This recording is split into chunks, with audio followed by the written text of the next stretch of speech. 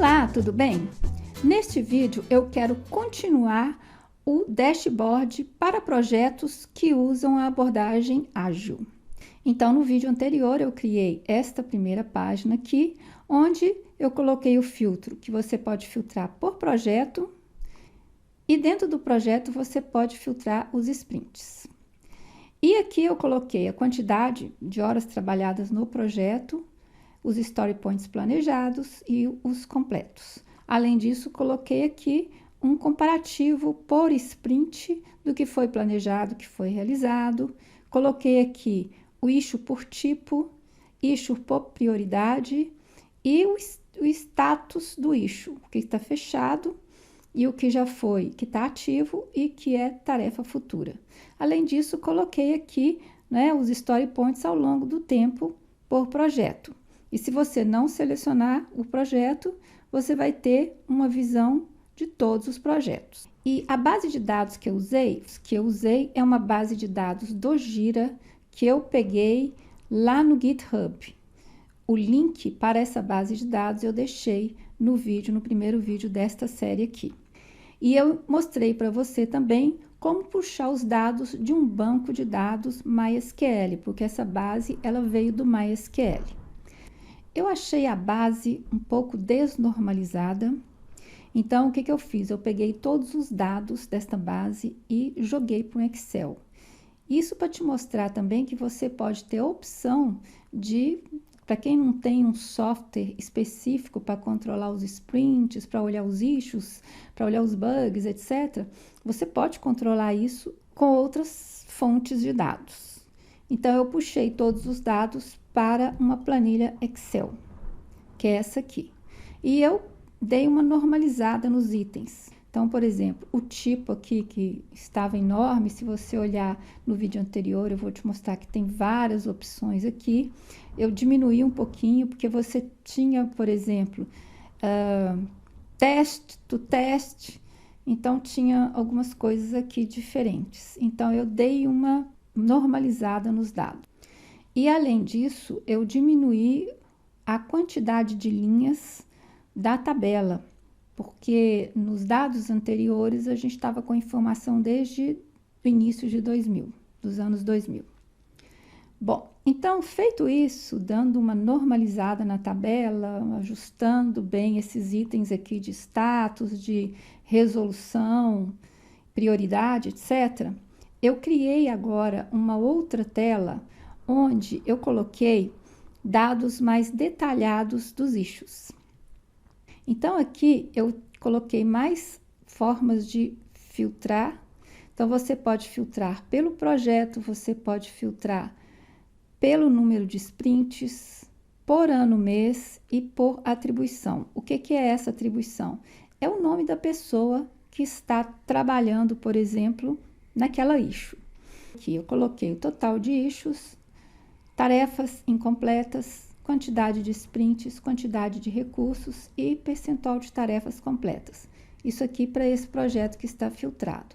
Além disso, eu coloquei um comparativo aqui entre os story points que estão completos e os que foram planejados. E coloquei as issues por tipo, bug, task, improvement, epic, story. Inclusive, você pode ver assim que o número de bugs é muito grande. O que a gente pode concluir a respeito disso? Existem duas coisas. Por exemplo, às vezes é um projeto que já foi construído, já está pronto, e agora eles só estão dando manutenção. Então, surgiu algum bug, eles dão manutenção. Mas é muito estranho ter um número de bug tão alto. E aqui eu coloquei uma tabela onde a gente faz um comparativo sobre a prioridade e, dentro da prioridade, quais são os status do portfólio, digamos assim, desses projetos. Então, são projetos que podem estar em desenvolvimento, são projetos que podem estar em manutenção. A base de dados, ela não separou, a base de dados que eu puxei, ela não separou o que é só desenvolvimento e o que é só manutenção. Vou pegar um outro projeto aqui, por exemplo, esse. Se você for filtrar, você vai ter aqui a quantidade de recursos que trabalha ou trabalhou nesse projeto. E aqui você tem o nome da pessoa, quais são os issues, se está completa ou não. No caso aqui, lembrando que o ano máximo aqui dessa base de dados foi 2020. Mas você vê que tem muita gente aqui, por exemplo, pegando essa pessoa aqui, ele tem bastante issues para resolver, né? O que está completo, o que não está completo. E além disso, você pode filtrar pela pessoa também. Então, por exemplo, vamos pegar essa pessoa aqui, esse André que está aqui, você pode filtrar tanto aqui na lista quanto aqui, tá? Então, filtrando o André, eu vou ter aqui, né? Ele tem 103 issues, o que está completo, o que está incompleto.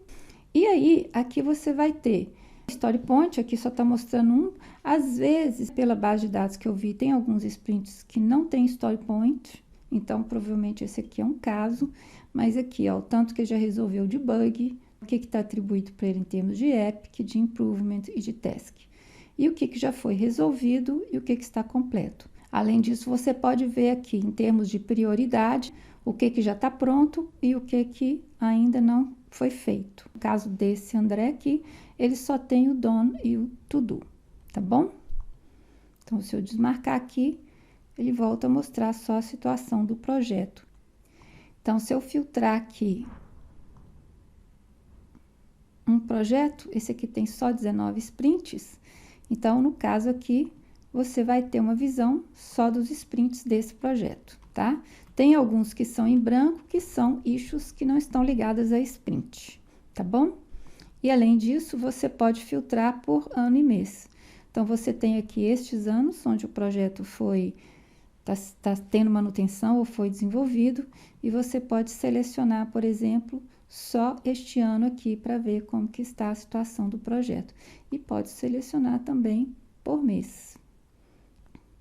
Então, com um dashboard desse, você pode ter visão mais geral, onde você tem uma visão mais de sprint, está acontecendo no projeto, e você pode ter a visão mais detalhada dos recursos, dos tipos de issues, das prioridades, do que foi completo e o que foi planejado, e a quantidade aqui, onde você pode fazer uma boa análise do seu projeto e tentar entender, por exemplo, por que tem tanto bug, por que o projeto não finalizou todas as tarefas.